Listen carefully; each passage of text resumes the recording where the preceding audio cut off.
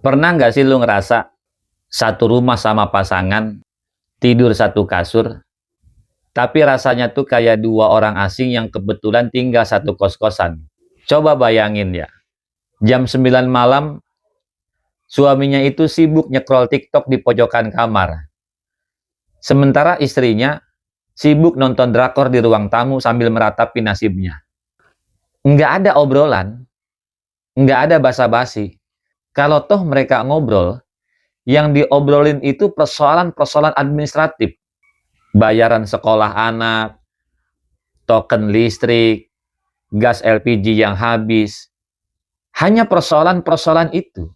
Rumah tangga mereka itu nggak pernah ada pertengkaran. Nggak pernah ada piring terbang. Nggak ada tetangga yang gedor-gedor pintu mereka. Nggak ada. Rumah tangga mereka itu tenang-tenang aja, adem ayem aja. Tapi anehnya, rasa hampa itu makin hari makin mencekik. Kalau hari ini lu merasakan rumah tangga lu seperti itu, maka selamat. Lu hari ini berada pada fenomena kesepian berdua.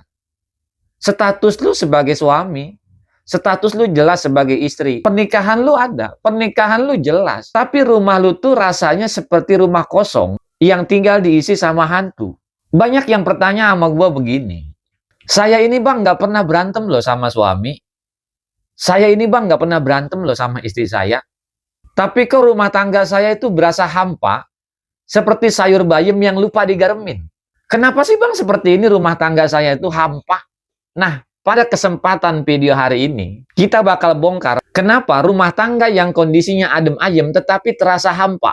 Dan ini justru yang lebih bahaya ketimbang rumah tangga yang suka bertengkar. Kita bedah dengan pendekatan Esberg, Stoik, dan juga Islam. Seruput dulu kopinya.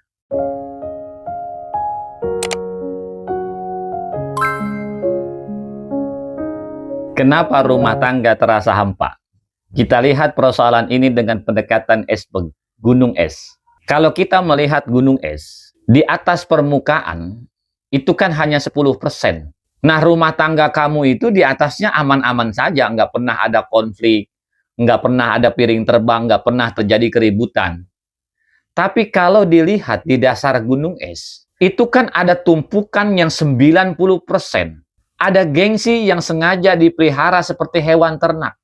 Dua-duanya itu sama-sama menahan gengsi. Si suami menunggu istri yang menyapa duluan, sementara si istri menunggu suami yang memeluk. Dua-duanya itu punya gengsi yang setinggi Monas. Akhirnya apa? Gunung es kehampaan yang berada di dasar laut makin hari makin besar, makin hari makin tinggi, makin hari makin gede dan membeku. Analoginya begini, rumah tangga lu tuh kayak handphone. Handphone yang mahal dah, iPhone 15 Pro Max. Lu punya iPhone 15 Pro Max, bagus itu handphone. Tapi lu nggak punya sinyal, lu nggak punya wifi lu mati, sinyal lu nggak ada. Kelihatannya keren tuh handphone. Tapi pas dipakai buat komunikasi nggak bisa. Kenapa? Nggak ada sinyal, nggak ada wifi. Cuman bisa buat pajangan sama dengan rumah tangga kamu. Kelihatannya itu adem ayem, kelihatannya tuh nggak ada konflik. Nah ini banyak orang yang salah kaprah. Banyak orang yang berpikir bahwa rumah tangga yang sukses itu rumah tangga yang tanpa konflik. Rumah tangga yang tanpa ribut. Padahal nggak begitu rumusannya. Rumah tangga yang tanpa konflik itu bukan berarti itu adalah rumah tangga yang harmonis. Bisa jadi dia tanpa konflik karena sama-sama sudah males, sudah capek, sudah lelah, sudah pasrah, sudah nggak peduli. Justru ini yang lebih bahaya. Rumah tangga yang seperti ini yang bahaya. Yang sudah sama-sama lelah, sama-sama capek, sama-sama nggak peduli.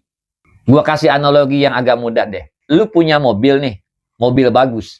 Ini mobil nggak pernah mogok. Tapi nggak pernah lu ganti nih olinya. Nggak pernah lu servis ini mobil. Lu diemin aja nih mobil bertahun-tahun di depan rumah lu. Mulus ini mobil kelihatan. Orang-orang lihat ini mobil mulus banget. Nggak pernah lu panasin, nggak pernah lu servis, nggak pernah lu ganti olinya.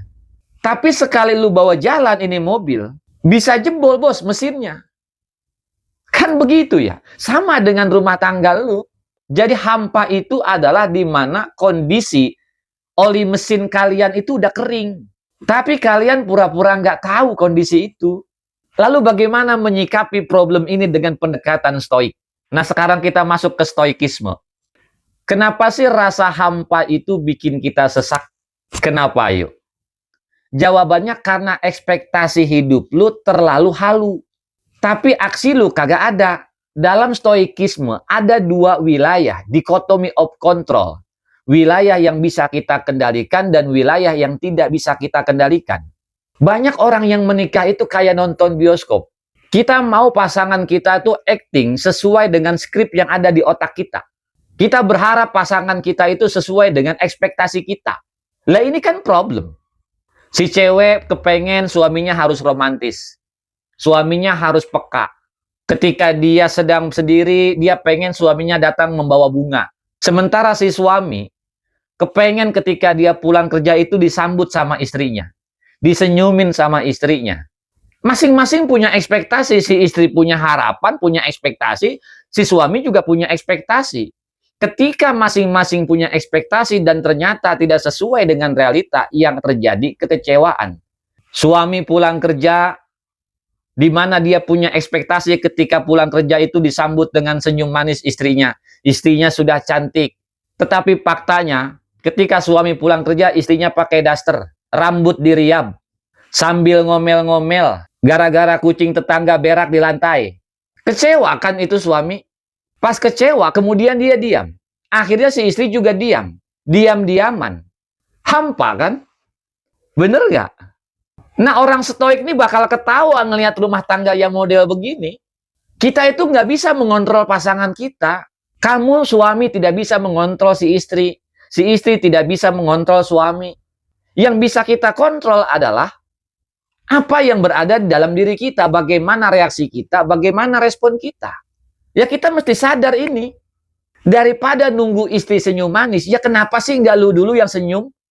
Kan senyumnya lu itu di bawah kendali lu. Sementara perilaku istri itu di luar kendali lu. Begitu juga dengan istri. Kalau memang suami tidak datang membawa bunga, ya kenapa sih nggak kamu yang senyum? Kan perilaku suami kamu di luar kendali kamu. Sementara kamu kan bisa tersenyum. Senyumnya kamu kan di bawah kendali kamu. Kan begitu.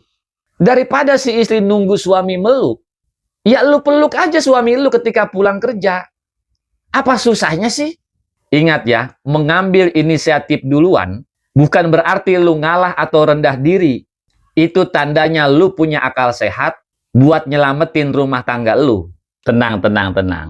Sekarang kita masuk dalam perspektif Islam. Allah Subhanahu wa taala menjelaskan di dalam surah Ar-Rum ayat 21.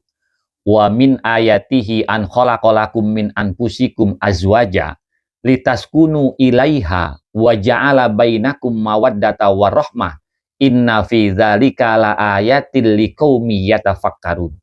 Perhatikan kalimat litaskunu ilaiha, supaya kamu merasa sakinah, tenang, tentram.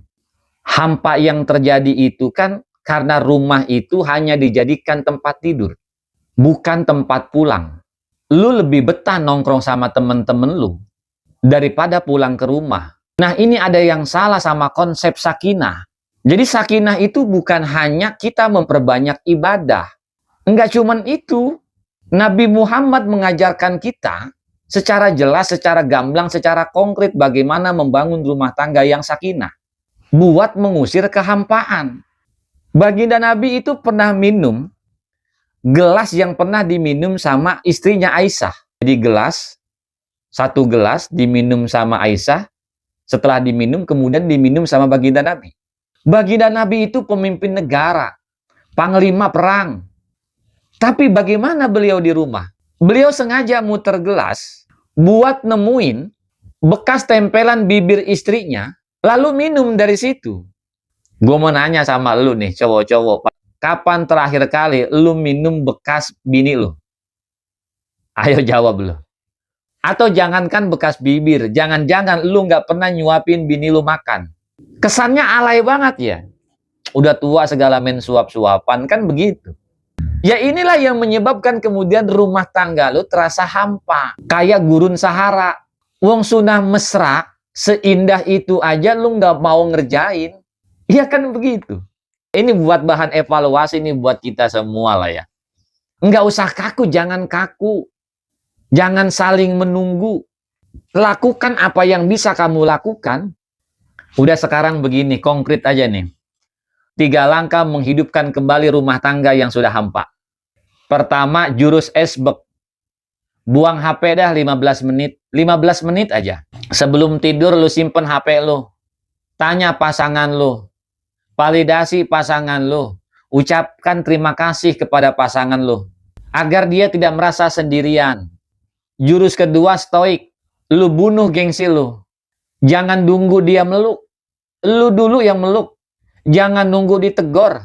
Lu yang negor. Gengsi itu nggak bikin kenyang, bos. Jurus yang ketiga, sunnah yang diajarkan sama baginda Nabi tadi. Nanti malam kalau lu minum segelas. Tiru gaya baginda Nabi. Kecil sih persoalan sederhana, tapi efeknya bikin baper pasangan kita. Lu cobain nanti malam. Pernikahan hampa itu bukan tanda kalian itu salah pilih pasangan. Tapi itu cuma tanda bahwa baterai cinta kalian lagi ngedrop. Dan butuh di charger ulang. Dah, laksanain 3 jurus tadi. Terima kasih buat sahabat semua yang sudah nemenin saya hari ini. Jangan lupa like, subscribe, dan bagikan video ini ke pasangan kalian. Yuk minum segelas malam hari ini. Gua Hamdi, jangan lupa melihat lebih dalam, menata rumah tangga lebih tenang. Billahi taufiq wal hidayah. Wassalamualaikum warahmatullahi wabarakatuh.